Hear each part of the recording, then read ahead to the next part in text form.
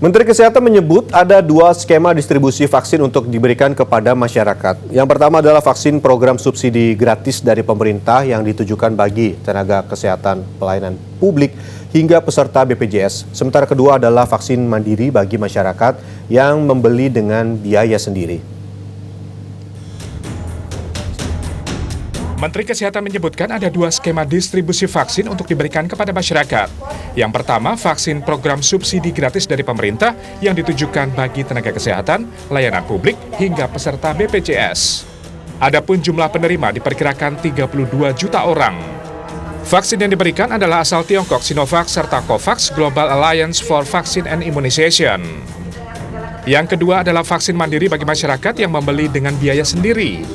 Kelompok penerimanya adalah masyarakat umum dan pelaku ekonomi yang diperkirakan berjumlah 75 juta orang. Vaksin yang didistribusikan adalah Sinovac, Novavax dari Amerika Serikat, dan vaksin merah putih buatan dalam negeri. Namun Menteri Terawan belum menjelaskan berapa harga yang ditetapkan untuk setiap jenis vaksin ini. Kepada 67% dari 160 juta penduduk berusia 18 sampai 59 tahun setelah mempertimbangkan ketersediaan vaksin dan peruntukannya sampai saat ini. Vaksin COVID-19 sampai saat ini diperuntukkan pada sasaran umur 18 sampai 59 tahun dan sehat. Antara lain tanpa komorbid, ibu hamil dan yang sudah terkena infeksi COVID-19 sesuai rekomendasi dari ITAGI. Sementara itu, layanan klinik di Puskesmas Tanah Sereal di Kota Bogor, Jawa Barat disiapkan untuk simulasi vaksin. Selain menyusun pola teknis dan jalur instalasi, petugas menyiagakan puluhan tenaga medis tim vaksin yang ditunjuk Kementerian Kesehatan. Simulasi dimulai dari meja pendaftaran ulang, penyesuaian data peserta, hingga ruang khusus injeksi vaksin COVID-19. Karena memang proses persiapannya itu tidak hanya menerima vaksin kemudian langsung disuntikkan. Kita juga harus menyiapkan distribusi ke seluruh tanah air. Ini yang tidak mudah. Mendistribusikan vaksin itu tidak mudah. Ini bukan barang seperti barang-barang yang lain. Memerlukan cold chain, kedinginan dengan derajat tertentu.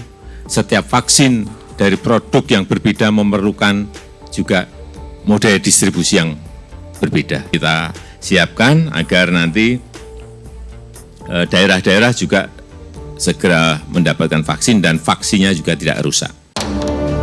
Vaksin COVID-19 ditunggu oleh banyak orang di dunia termasuk di Indonesia.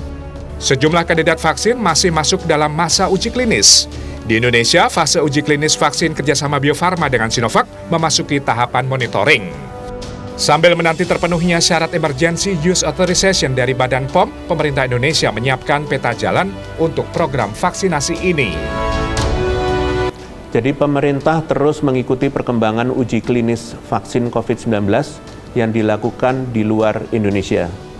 Berbagai temuan termasuk yang terjadi di Brasil dalam tahapan uji vaksin tersebut menjadi masukan dan evaluasi terhadap pengembangan vaksin yang dilakukan di dalam negeri.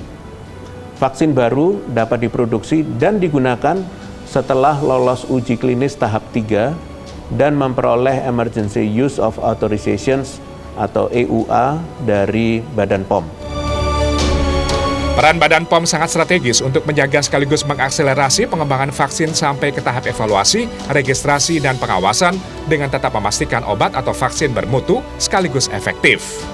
Tim Liputan Transmedia.